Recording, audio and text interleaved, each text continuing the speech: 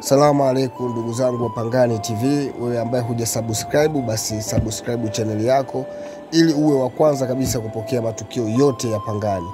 Bwana, hii ni picha ya msikiti ambao msikiti uko mkoa wa Tanga, wilaya ya Pangani, kata ya Sakura, kijiji cha Selewani, na yule mzee unamuona pale ndio imamu wa msikiti, anaita Mzee Gungwa. Na mpiga picha wetu ni Abdalla Faki kutoka Sakura.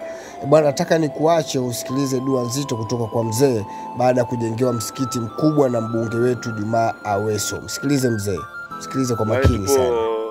Msikitini Selewani ni kazi ya Mheshimiwa Juma Hamid Aweso ambaye amejitolea kujenga msikiti. Nimekutana na mzee wangu, mzee maarufu Mzee Gungwa, ambaye naye ni imamu wa msikiti. Nataka tumsikilize kidogo kuhusu msikiti huu alijitolea Mheshimiwa Juma Hamid Aweso. Naomba tumsikilize mzee wangu.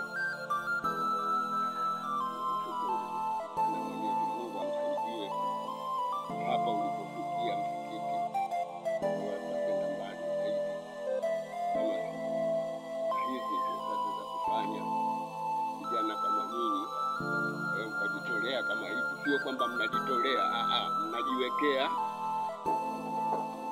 mipango mizuri kwa Mwenyezi Mungu na hata kwa watu. Kwa hiyo waomba kwamba tunachokiomba kwa Mwenyezi Mungu amsaidie sana, na awasaidie pamoja na mafundi wake ambao wanaokwenda nao sambamba mpaka hali kufikia hapa ilipofikia, kwamba tunamalizia juu iliyobakia baki kama sisi. Mwenyezi Mungu ampe kheri na azidi kumzidishia, na hapo alipo azidi kumwendeleza zaidi.